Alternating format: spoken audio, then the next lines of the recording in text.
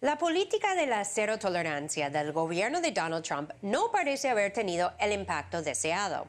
La implementación de esa política en la frontera sur de Estados Unidos ha provocado escándalos, condenas, denuncias y demandas, principalmente en reacción a la separación forzosa de familias migrantes entrando al país sin autorización y la detención de menores de edad en lugares parecidos a cárceles.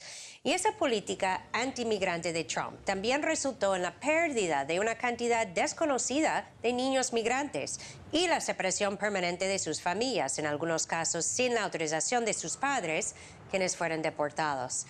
No obstante, según las últimas cifras oficiales, el número de familias migrantes llegando a la frontera estadounidense sigue creciendo.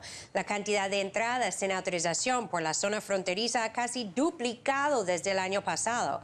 Más de 76,000 migrantes cruzaron la frontera sur de Estados Unidos en febrero.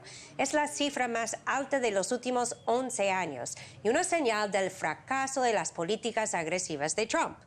Las situaciones son tan graves para estos migrantes en sus países de origen, donde sufren abusos de derechos humanos, escasas oportunidades económicas, persecución y violencia, que prefieren arriesgar sus vidas para llegar a enfrentar el maltrato del sistema migratorio estadounidense, que por lo menos le da la oportunidad de pedir asilo y la posibilidad de quedarse en Estados Unidos.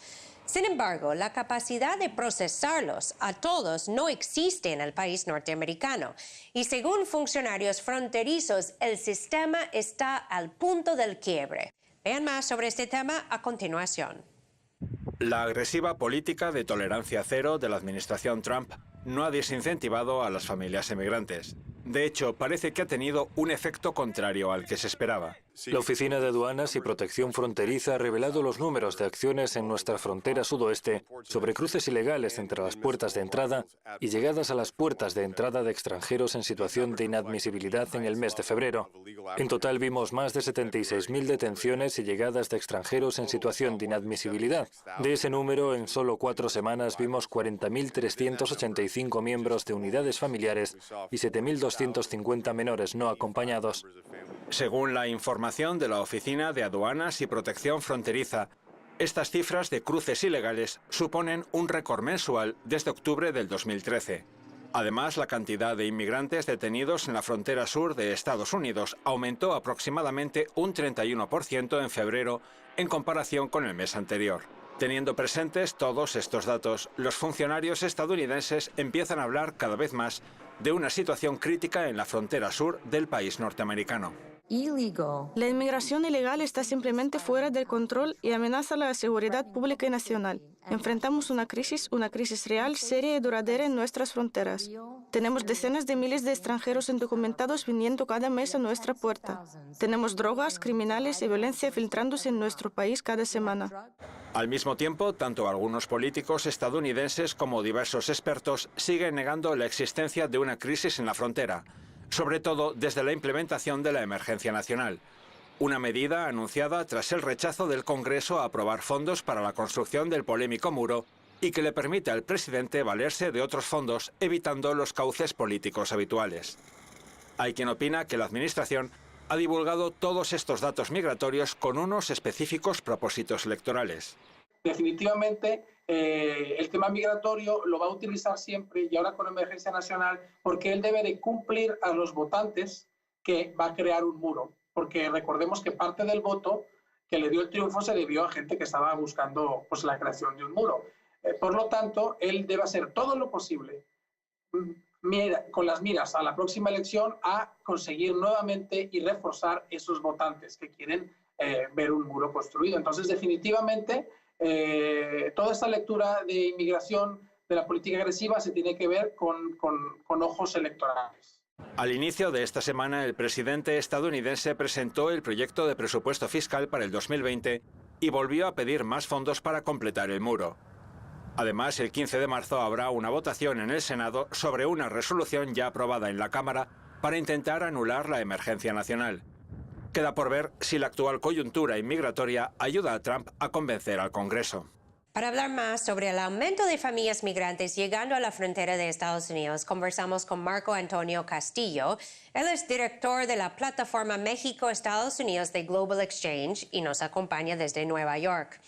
Muchísimas gracias, Marco Antonio, por acompañarnos hoy en Detrás de la Noticia.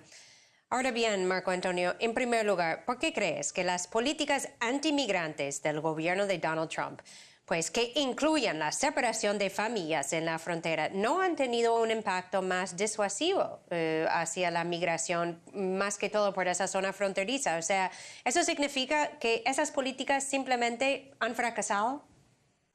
Hola Eva, un placer estar contigo y con tu auditorio.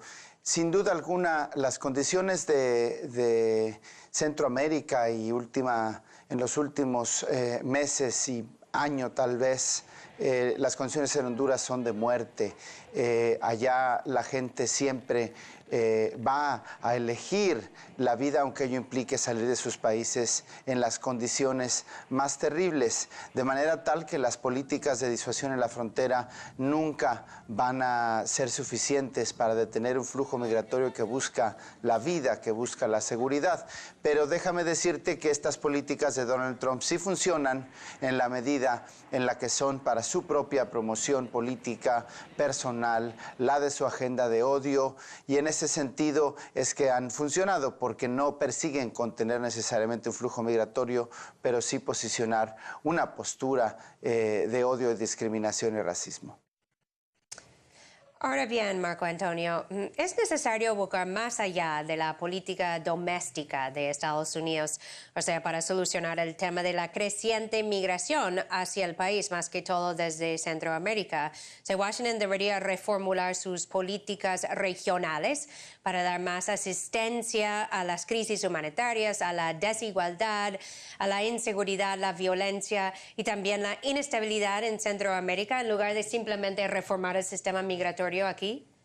Sin duda alguna. Es urgente, no por voz mía, sino el mundo cada vez más demanda un enfoque humano, un enfoque de seguridad humana para abordar los problemas globales. Cada día es mucho más evidente que la militarización y la psicoeritización como prioridad para resolver el problema de los flujos migratorios solo generan muerte, y al contrario, un enfoque de seguridad humana que implica una inversión en la vida, en la protección de la vida de las personas, de sus comunidades, atacando las causas estructurales de la migración forzada, son el mejor remedio para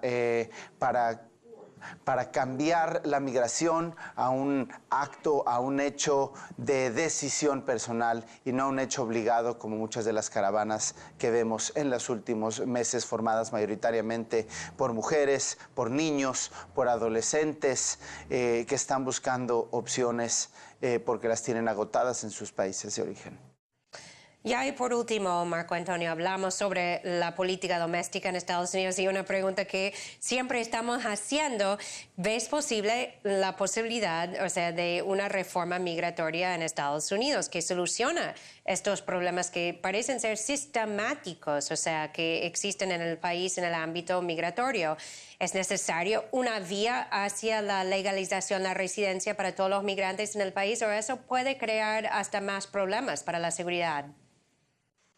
Por supuesto que sí, una reforma migratoria es por demás urgente y no causaría absolutamente ningún daño a los Estados Unidos ni representa amenaza alguna. Pero para que una reforma migratoria efectiva suceda, los partidos demócrata y republicano, los dos, tienen que mirar más allá de sus propias ganancias y apostarle a los derechos de las personas por igual. Hasta ahora ambos partidos obtienen fructíferas, fuertes ganancias de una migración irregular, indocumentada. Somos los migrantes el botín político y económico de muchos sectores de este país, y la regularización y reconocimiento de derechos implica la oportunidad para una nueva ola de personas expresar su voluntad políticamente también. Y esas son las cosas a las que les tienen miedo, no a que los migrantes representen una amenaza. Al contrario, está recientemente documentada, por ejemplo, que las instituciones de seguridad del interior, incluyendo el FBI, tienen más detenciones de terroristas internos que externos. La migración representa muy pocas amenazas y sí muchas contribuciones. Muchas gracias por sus comentarios, muy amable.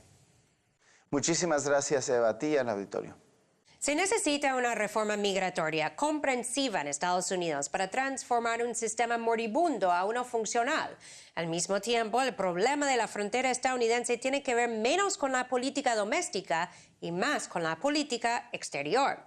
Es producto de la sistemática interferencia y explotación de Estados Unidos en Centroamérica, que ha creado más violencia, inestabilidad y miseria.